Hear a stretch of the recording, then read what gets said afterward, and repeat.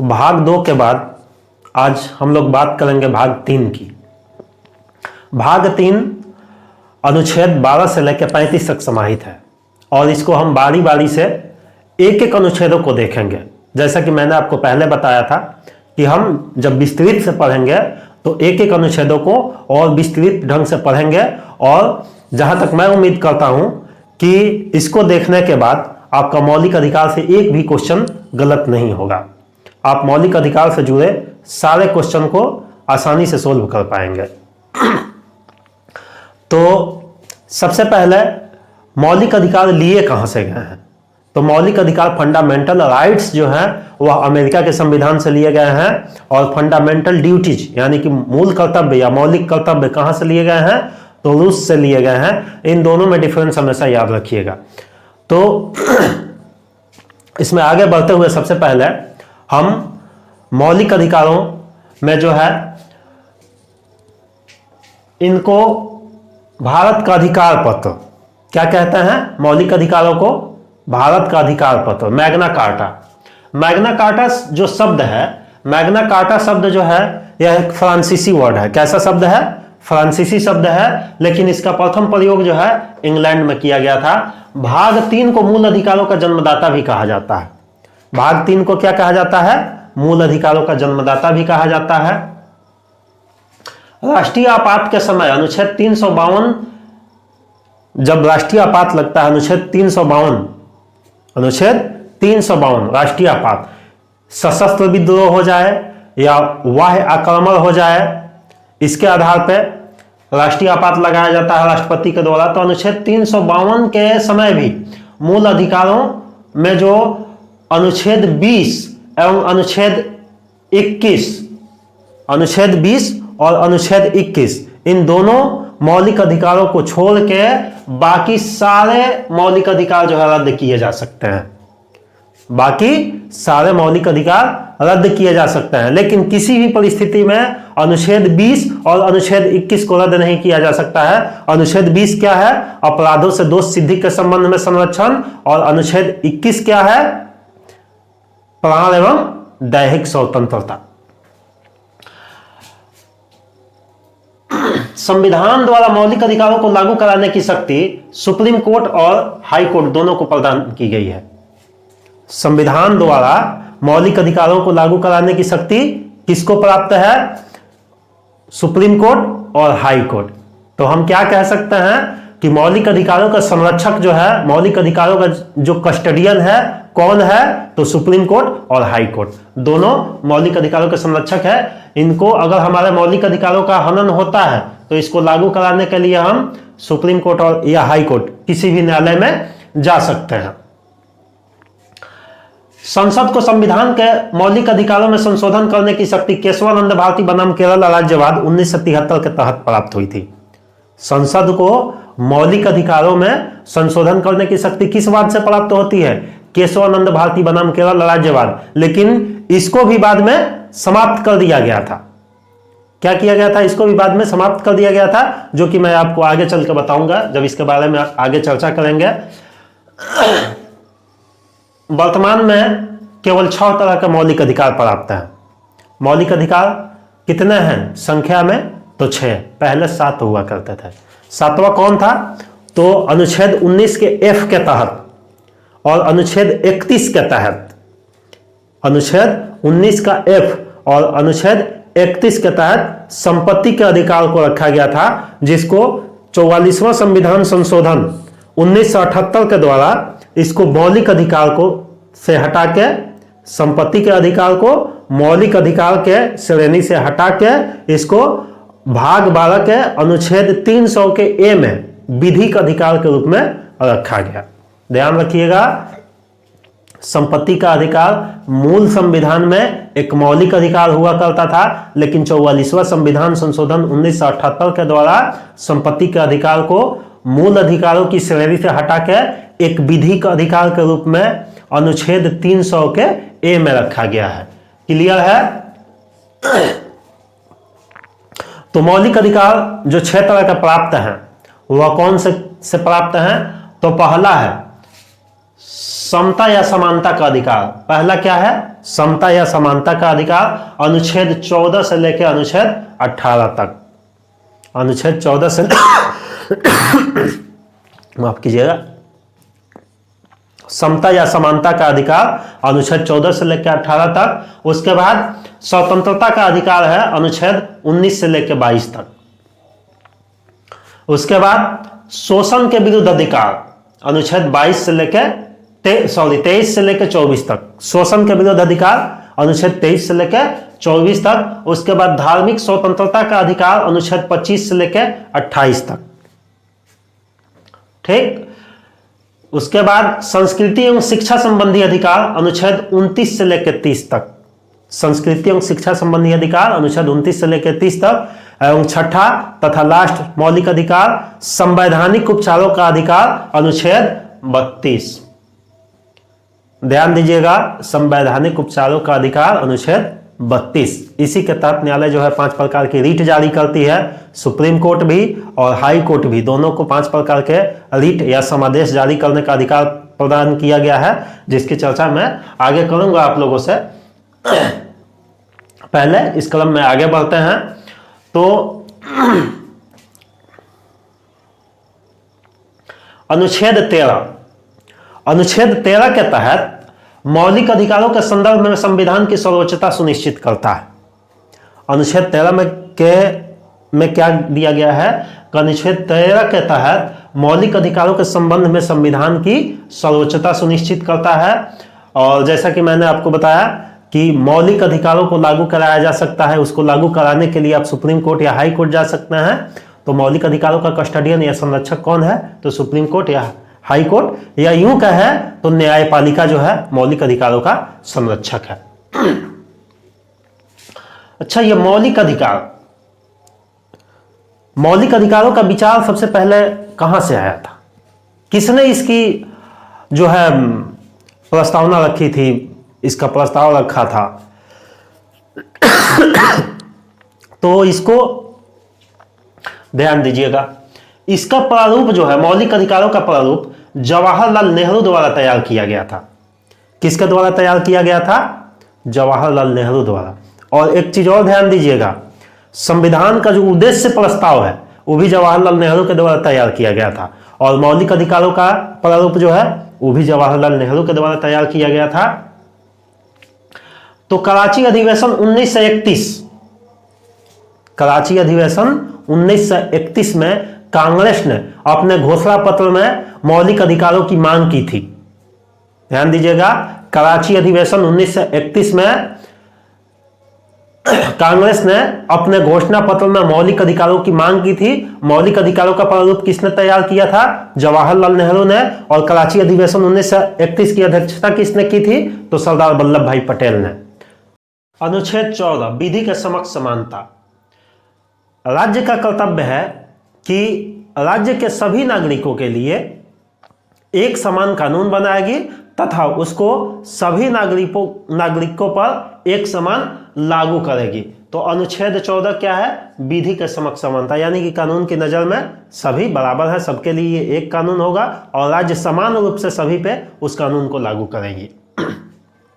उसके बाद अनुच्छेद 15 धर्म, नस्ल, लिंग, जाति, जन्म स्थान इत्यादि के आधार पर नागरिकों के प्रति जीवन के किसी क्षेत्र में भेदभाव का निषेध किया गया है। अनुच्छेद 15 में क्या है कि धर्म, लिंग, मूल, जाति इत्यादि के आधार पर किसी भी नागरिक के जीवन के किसी भी क्षेत्र में उससे जो है भेदभाव का निषेध किया गया है। इसकी मनाही की गई है कि भेदभाव उससे नहीं किया जाएगा। उसके बाद अनुच्छेद 16 क्या है? लोक नियोजन में अवसर की समानता। लोक नियोजन यानी कि सरकारी नौकरियां हो या सरकार द्वारा जो भी पद सृजित किए गए हैं उन पे भर्ती की बातें हो, उन पे रिक्रूटमेंट की बातें हो, तो उसमें जो है सबको समान अवसर प्रदान किए जाएंगे। क्या किए जाएंगे? सबको समान अवसर। तो अनुच्छेद 16 में क्या है? लोक नियोजन में अवसर की समानता। इसमें राज्य द्वारा किसी भी पद पर किसी भी व्यक्ति को जो है इससे वंचित नहीं किया जाएगा, सभी नागरिकों को एक समान अवसर प्रदान किया जाएगा। लेकिन इसमें कुछ अपवाद भी हैं। कौन कौन अपवाद हैं? तो SC, ST और OBC, अनुसूचित जाति, अनुसूचित जनजाति और पिछड़ा वर्ग, ये तीनों इसमें अपवाद हैं। लोक नियोजन में अवसर की समानता अनुच्छेद 16, लेकिन इसमें अपवाद कौन कौन से हैं? ST, SC और OBC। उसके बाद अवसर के समानता की गारंटी जो है अनुच्छेद 16 के 1 तथा 2 में दी गई है। अवसर के समानता की गारंटी किसमें है? अनुच्छेद 16 के 1 तथा 2 में, इसको ध्यान रखिएगा। उसके बाद अनुच्छेद 17 अस्पृश्यता का अंत। पहला हमारे देश में था ना छुआछूत वाला, तो मतलब अस्पृश्यता यानी कि अछूत जिसको लोग समझते हैं, उस अछूत का, उस अस्पृश्यता का अंत किया गया है। और अस्पृश्यता अधिनियम 1955 के तहत अगर इस को कोई अगर व्यक्ति बढ़ावा देता है तो यह एक दंडनीय अपराध है। अस्पृश्यता को अगर कोई बढ़ावा देता है तो अस्पृश्यता उन्मूलन अधिनियम 1955 के तहत उसको क्या किया जाएगा? दंडनीय अपराध दिया जा सकता है। उसके बाद अनुच्छेद 18 उपाधियों का अंत। अनुच्छेद 18 के तहत विभिन्न प्रकार की उपाधियों का अंत कर दिया गया है। ठीक, केवल 2 तरह की ही उपाधियां दी जाएंगी, एक सेना के द्वारा और एक शैक्षणिक उपाधि। सेना में जैसे कि कर्नल, जनरल, लेफ्टिनेंट, इस तरह की उपाधियां। ठीक, और दूसरा क्या है? शिक्षा से संबंधित उपाधियां हैं। जैसे किसी को डॉक्टरेट की उपाधि मिलती है, हिंदी में जिसको आचार्य बोलते हैं। ठीक, इस तरह की उपाधियां जो है वही PhD। तो इस तरह की उपाधियां जो है केवल 2 जगह ही से ही प्राप्त होंगी, एक सेना देगी और दूसरा शिक्षा। ठीक, इसी तरह की उपाधियां भारत में मान्य है। पहले क्या था? कोई महाराजा है तो कोई राजा है, कोई राजकुमार है, इस तरह से उपाधियां थी जिनको समाप्त कर दिया गया है अनुच्छेद 18 के तहत। और 2 ही तरह की उपाधियां प्रदान की जा सकेंगी, एक सेना के द्वारा और एक विद्या हासिल करने पे, शिक्षा हासिल करने पे उपाधियां प्रदान की जाएंगी। हाँ, इसमें कुछ और भी बातें हैं। इसके अलावा जो भी पुरस्कार दिए जाते हैं, जो भी उपाधियां दी जाती हैं, जैसे कि भारत रत्न, पद्म भूषण, पद्म विभूषण, इस प्रकार की उपाधियां हैं। सेना के द्वारा दी गई उपाधियां, वीर चक्र, परमवीर चक्र इत्यादि उपाधियां जो है ये अनुच्छेद 18 के तहत ही दी जाती हैं।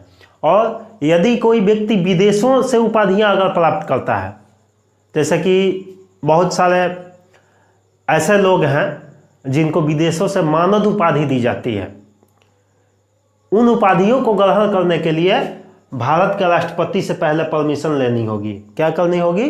भारत के राष्ट्रपति से परमिशन लेनी होगी, तब जो है आप विदेशों से मानद उपाधियां ग्रहण कर सकते हैं। तो ये हो गया अनुच्छेद 18। उसके बाद भाग 2 स्वतंत्रता का अधिकार, अनुच्छेद कितना से? 19 से लेकर 22 तक। स्वतंत्रता का अधिकार अनुच्छेद 19 से लेकर 22 तक।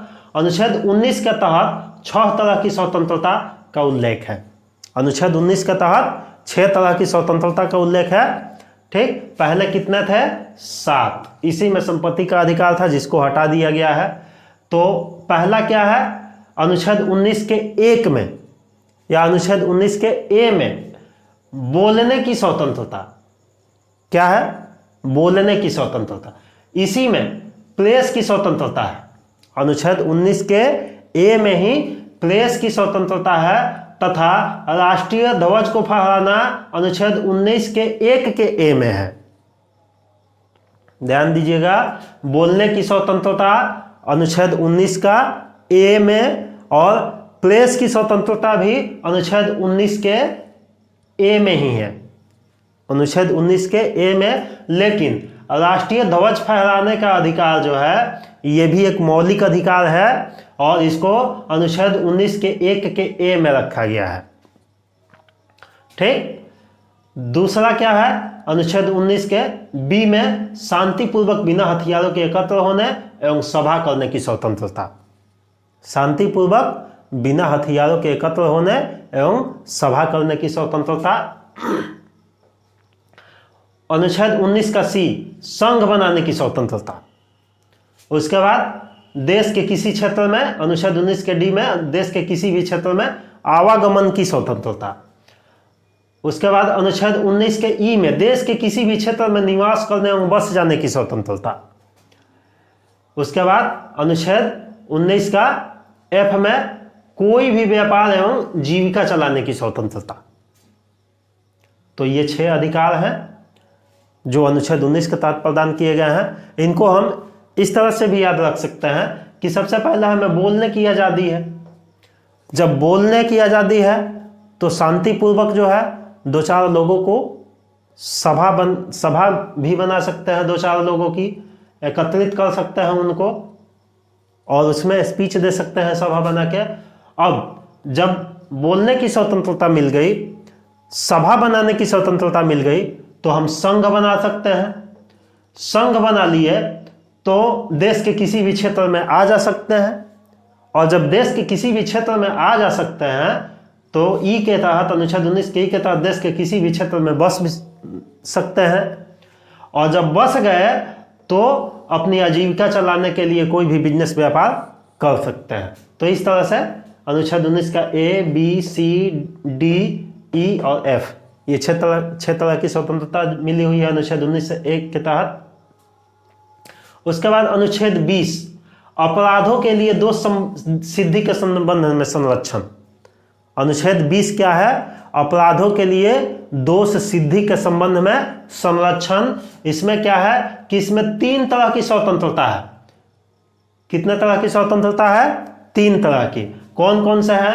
पहला है अनुच्छेद 19-20 के ए में एक व्यक्ति को एक अपराध के लिए एक ही बार सजा मिलेगी। एक व्यक्ति को एक अपराध के लिए एक ही बार सजा मिलेगी, अनुच्छेद 20 के ए के तहत। उसके बाद अनुच्छेद 20 के बी के तहत क्या है कि अपराध करने के समय जो कानून है उसी के तहत सजा मिलेगी,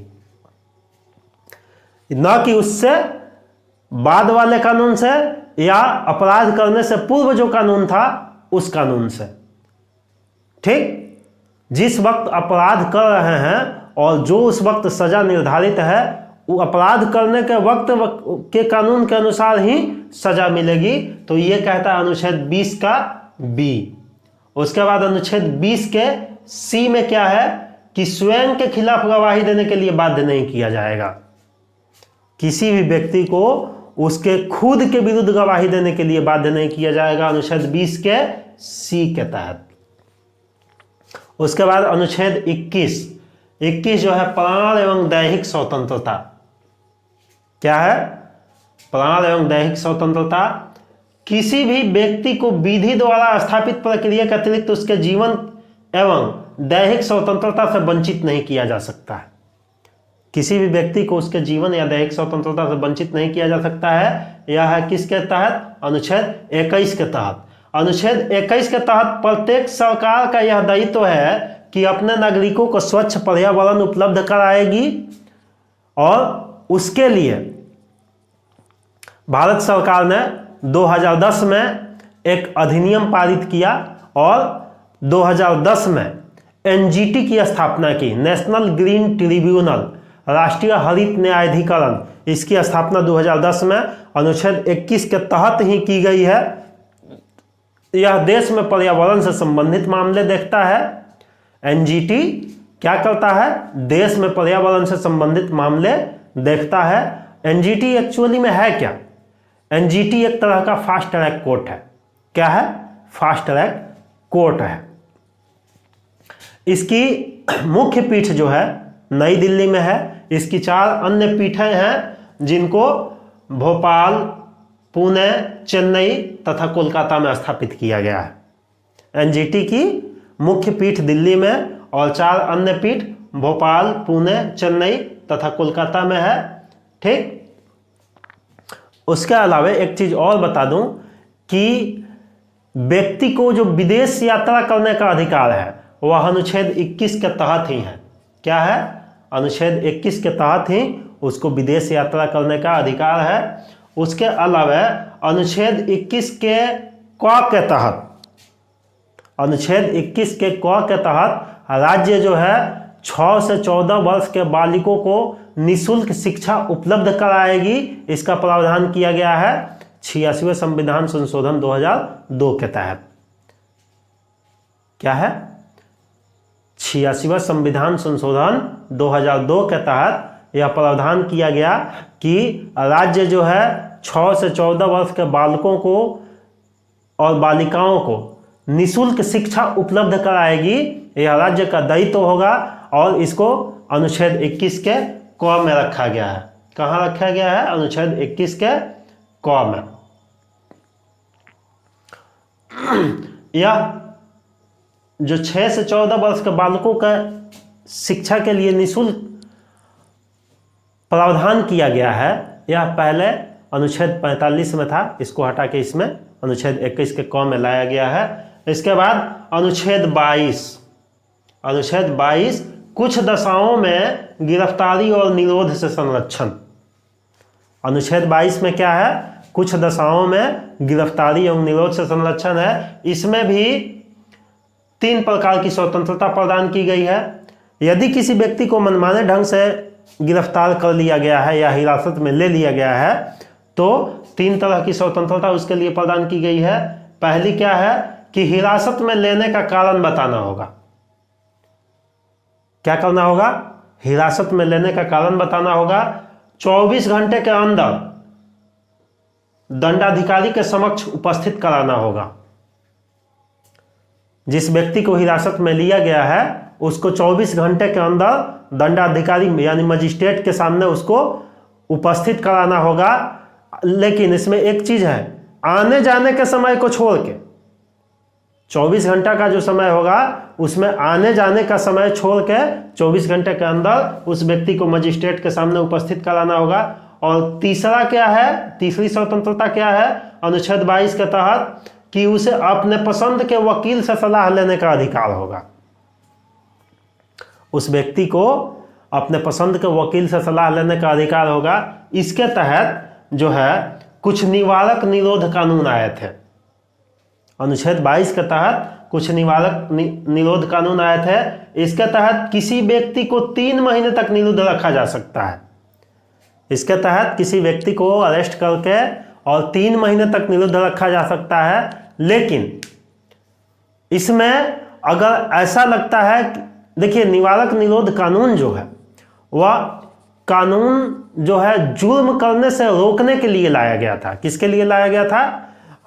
जुर्म करने से रोकने के लिए लाया गया था। और उसके तहत जो है किसी भी व्यक्ति को गिरफ्तार किया जा सकता है और सरकार से जुड़े अगर मामले हैं, भारत की रक्षा से संबंधित मामला है, राज्य की सुरक्षा से संबंधित मामला है या कोई लोकहित से जुड़ा मामला है तो उसमें गिरफ्तारी जो है होगी तो 3 महीने तक उस व्यक्ति को निरुद्ध रखा जा सकता है। हाँ, उससे अधिक समय तक अगर उसको निरुद्ध रखना है तो फिर सलाहकार बोर्ड से प्रतिवेदन प्राप्त करना होता है। और ऐसे व्यक्ति को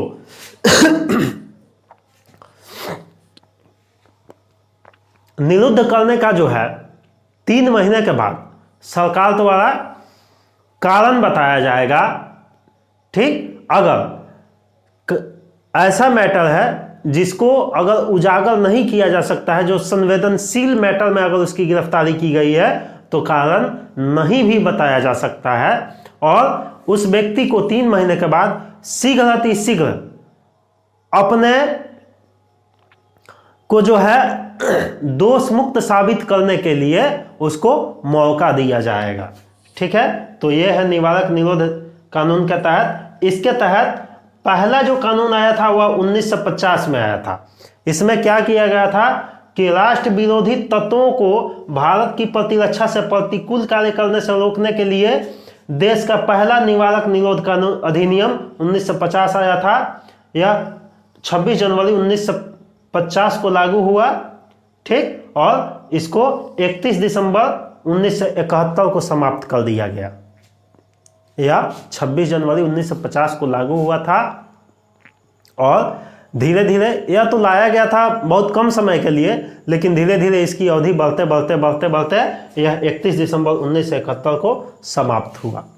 उसके बाद दूसरा निवारक निरोध अधिनियम के तहत दूसरा आया था आंतरिक सुरक्षा व्यवस्था अधिनियम, मीसा। आप लोगों ने मीसा भारती का नाम सुना होगा, लालू यादव की सुपुत्री मीसा भारती। तो मीसा क्या है? Maintenance of internal security act, आंतरिक सुरक्षा व्यवस्था अधिनियम। इसको जो है 2 जुलाई 1971 को लागू किया गया था। आंतरिक गड़बड़ी की आशंका पर, भारत में आंतरिक गड़बड़ी की आशंका पर इसको 2 जुलाई 1971 को लागू किया गया था और 44वां संविधान संशोधन 1978 इसके प्रतिकूल था और इसे 1989 में रद्द कर दिया गया था। 1979 में इसको मीसा एक्ट को जो है रद्द कर दिया गया था। उसके बाद निवारक निरोध अधिनियम के तहत विदेशी मुद्रा संरक्षण एवं निरोध अधिनियम 1974 आया था। फिर रासुका, यूपी में आप लोगों ने सुना होगा, योगी जी बड़ी रासुका लगाते हैं। तो रासुका जो है नेशनल सिक्योरिटी एक्ट, राष्ट्रीय सुरक्षा कानून, नेशनल सिक्योरिटी एक्ट, इसको 1980 में लाया गया था। यह भी राष्ट्र की सुरक्षा से संबंधित जुड़े मामलों के लिए है। उसके बाद पांचवा जो है आतंकवादी एवं विध्वंसकारी गतिविधियां निरोधक कानून, टाडा जिसको बोलते थे।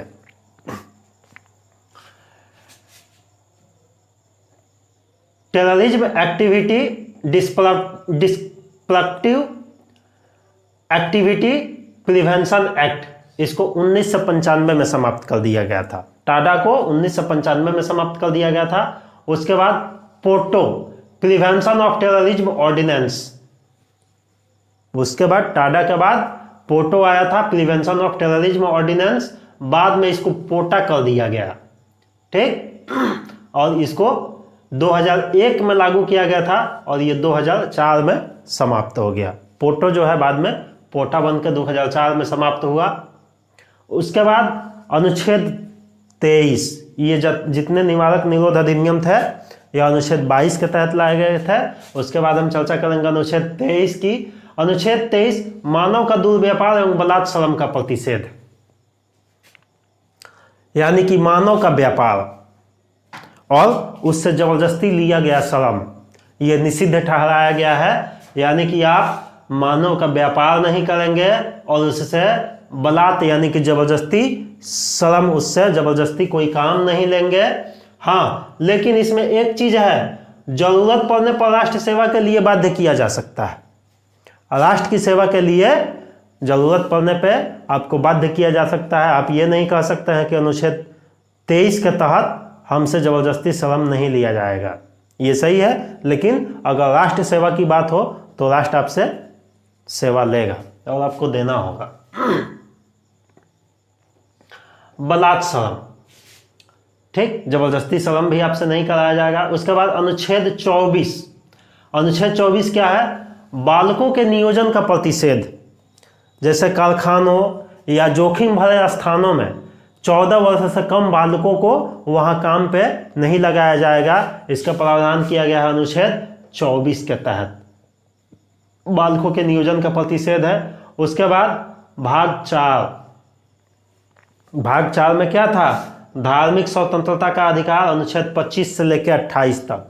तो भाग 4 में अनुच्छेद 25, अनुच्छेद 25 में क्या है? अंतःकरण एवं धर्म को अबाध रूप से मानने, आचरण एवं प्रचार करने की स्वतंत्रता। अंतःकरण यानी कि अपने अंदर से किसी भी धर्म को आप बेरोक टोक उस धर्म को मान सकते हैं। उस धर्म के जो भी आचरण है यानी कि जो भी क्रियाकलाप है उस धर्म से संबंधित, उसको आप कर सकते हैं, उस धर्म का प्रचार कर सकते हैं। यह राइट किसके तहत प्राप्त है? अनुच्छेद 25 के तहत। इसको जब डीपली पढ़िएगा तो इसमें पता चलेगा कि हिंदू शब्द का जिक्र है। हिंदू शब्द में बुद्धिस्ट, जैनिज्म और सिख, ये तीनों शामिल है हिंदू में। बाद में आगे चल के फिर बटेगा, मैं आपको बताऊंगा। उसके बाद चलिए अनुच्छेद 26, अनुच्छेद 26 धार्मिक कार्यों के प्रबंध की स्वतंत्रता। अनुच्छेद 25 में क्या है कि आप किसी धर्म को अबाध रूप से मान सकते हैं, उसका आचरण कर सकते हैं, उसका प्रचार कर सकते हैं।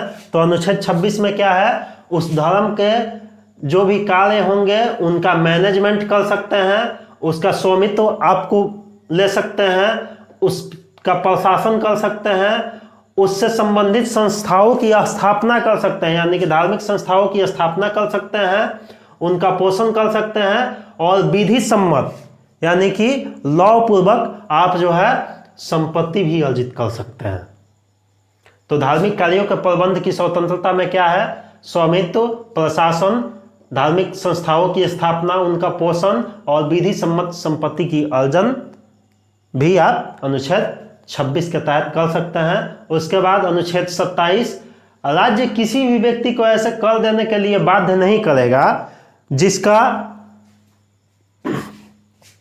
प्रयोग जो है किसी धर्म विशेष को बढ़ावा देने के लिए किया जाए। उस तरह का राज्य जो है आपसे कोई कर देने के लिए बाध्य नहीं किया करेगा अनुच्छेद 27 के तहत। यानी कि किसी भी धर्म को बढ़ावा देने के लिए राज्य आप पर जो है किसी प्रकार का कर आरोपण नहीं कर सकती है।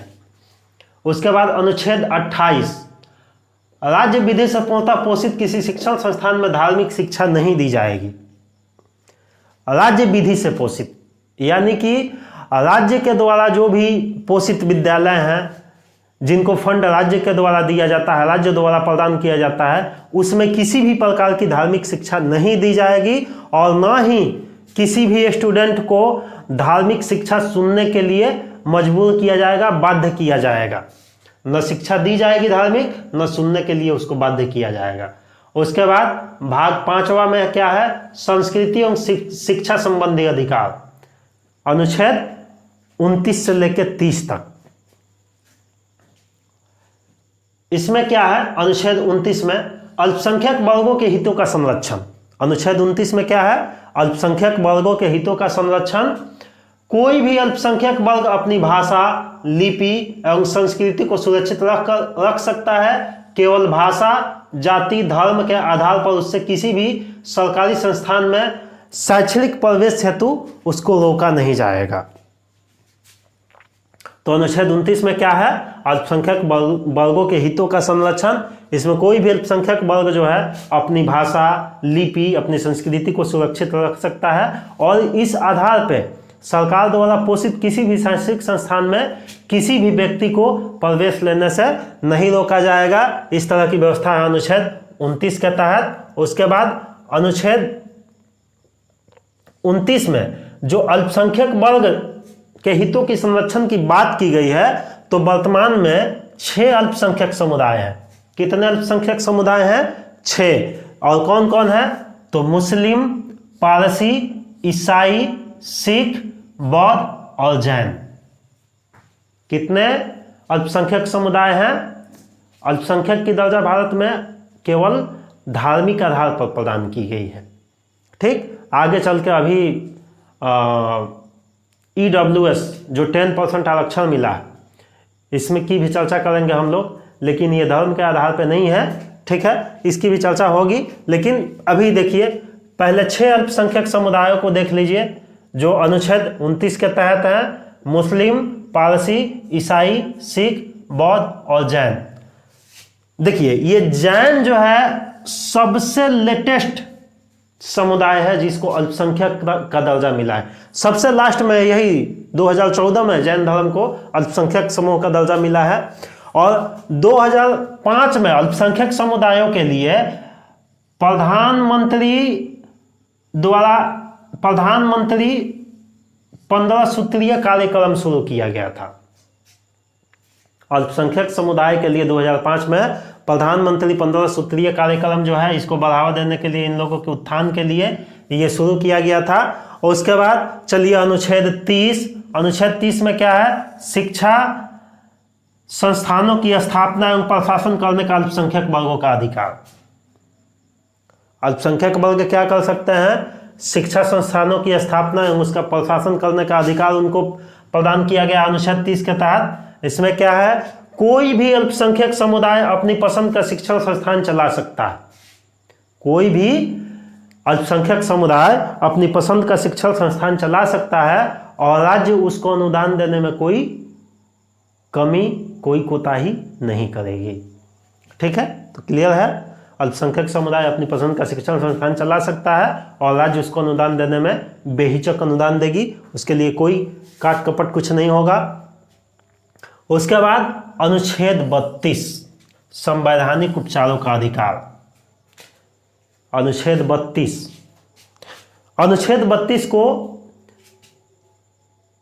Doctor B R. अम्बेडकर ने क्या कहा था? संविधान की आत्मा।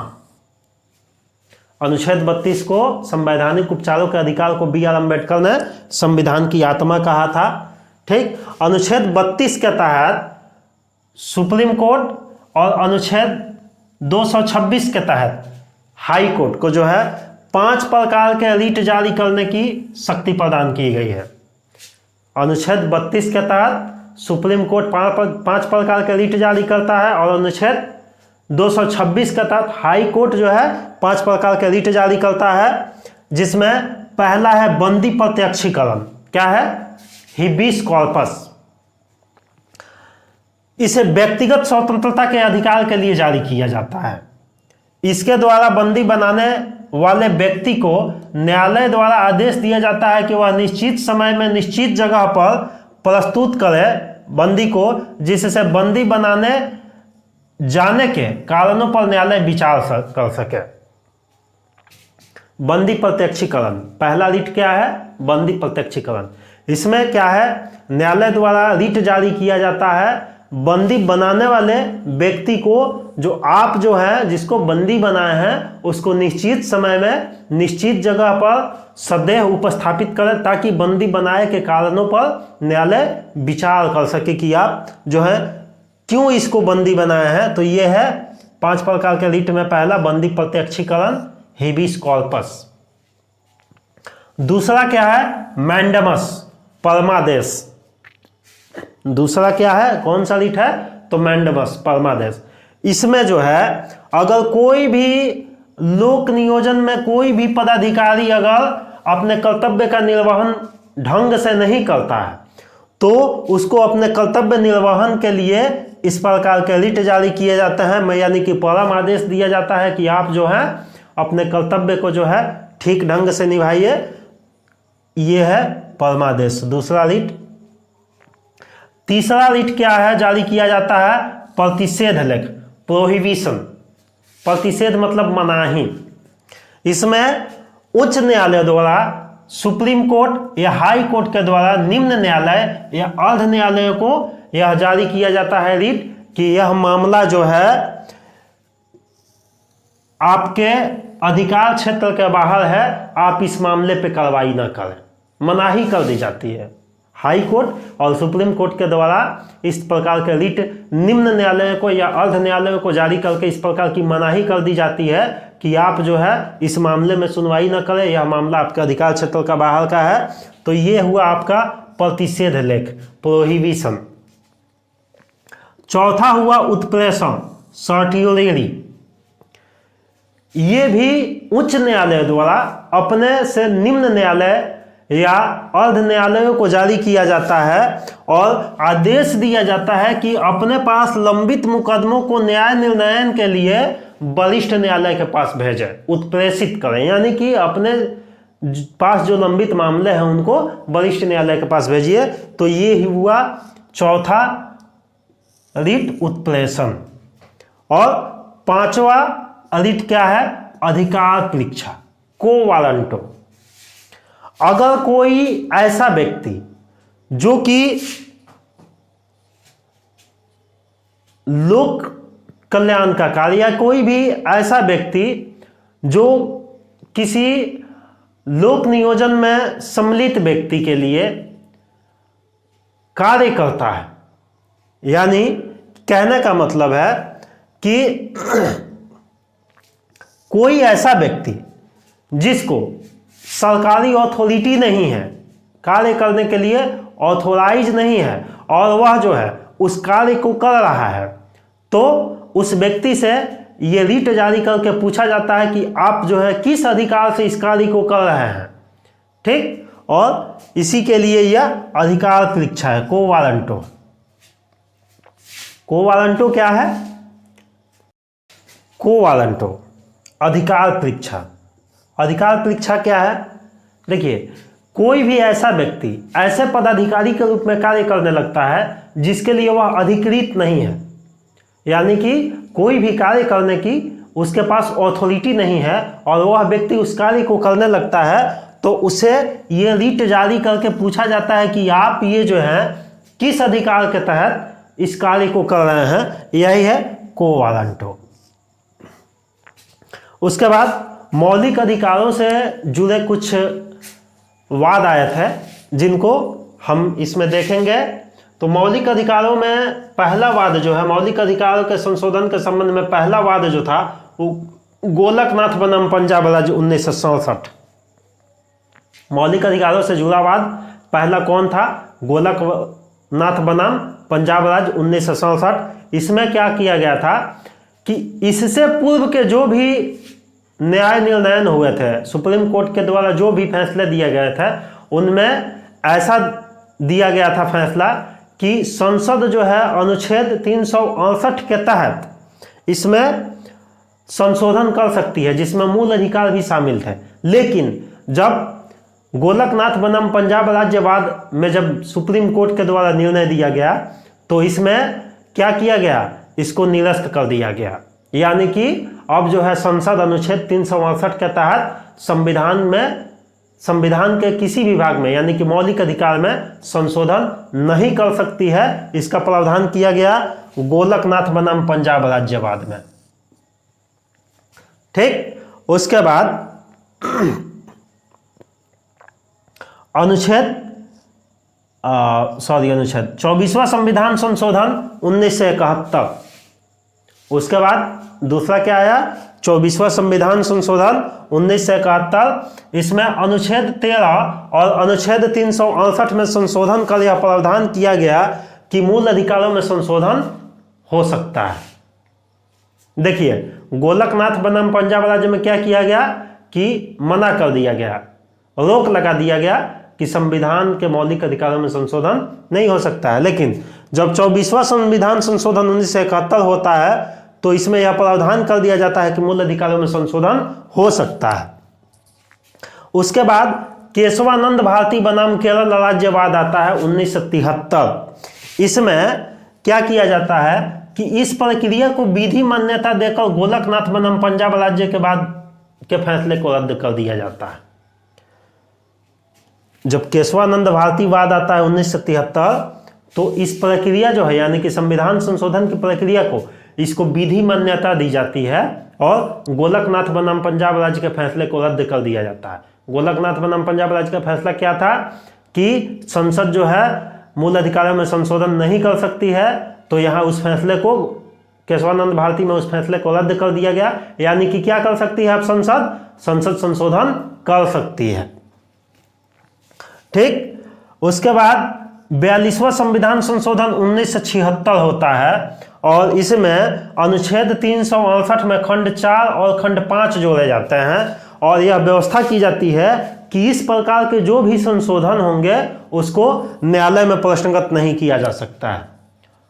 ध्यान दीजिएगा, 42वां संविधान संशोधन 1976 में यह व्यवस्था की जाती है कि संविधान में जो भी संशोधन होंगे उनको न्यायालय में प्रश्नगत नहीं किया जा सकता है, यानी कि ये बाध्य योग्य नहीं होंगे, ठीक। उसके बाद एक और वाद आता है Minerva mills versus union of India. Minerva mills versus union of India में क्या किया जाता है कि 42वां संविधान संशोधन की व्यवस्था को समाप्त कर दिया जाता है। 42वां संविधान संशोधन में क्या व्यवस्था किया गया था कि जो भी संशोधन होंगे उनको न्यायालय में प्रश्नगत नहीं किया जाएगा। लेकिन मिनर्वा मिल्स में क्या किया जाता है कि इस फैसले को रद्द कर दिया जाता है, यानी कि अब न्यायालय क्या कर सकती है, तो जो संशोधन होंगे उसको रिव्यू कर सकते हैं, यानी कि कोई भी व्यक्ति संशोधन के खिलाफ न्यायालय में वाद दायर कर सकता है। ये व्यवस्था किसमें की गई? मिनर्वा मिल्स बनाम यूनियन ऑफ इंडिया में। उसके बाद एक चीज और बता दूं, राइट टू इंफॉर्मेशन एक्ट 2005, सूचना का अधिकार अधिनियम 2005। इसमें जो है सूचना का अधिकार जो है एक विधिक अधिकार है। कैसा अधिकार है? सूचना का अधिकार कैसा अधिकार है? विधिक अधिकार है, कानूनी अधिकार है, आपका मूल अधिकार नहीं है। ध्यान दीजिएगा, सूचना का अधिकार मौलिक अधिकार नहीं है, विधिक अधिकार है। ठीक, उसके बाद अनुच्छेद 21 के तहत विदेश यात्रा के अधिकार को संरक्षित किया गया है। किसी भी व्यक्ति के विदेश यात्रा का अधिकार अनुच्छेद 21 के तहत संरक्षित है। उसके बाद हाल ही में आप लोगों ने सुना होगा EWS यानी कि आर्थिक आधार पर 10% का आरक्षण जो है केंद्र सरकार के द्वारा दिया गया है। ध्यान दीजिएगा, 103वां संविधान संशोधन 2019 में 10% रिजर्वेशन की बात की गई।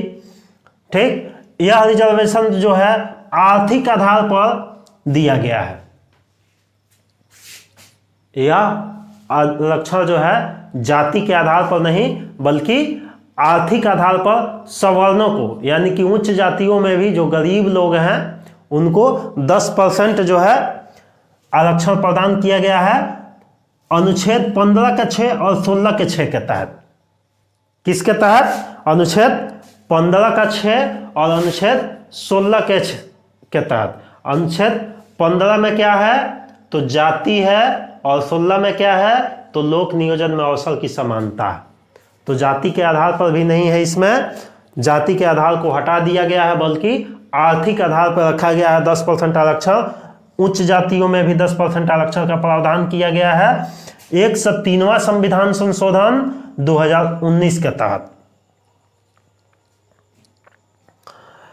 एक चीज और ध्यान दीजिएगा, समानता या समता के अधिकार में, जैसा कि मैंने आपको पहले बताया था, समानता या समता के अधिकार में जो है आर्थिक समानता का जिक्र कहीं नहीं है।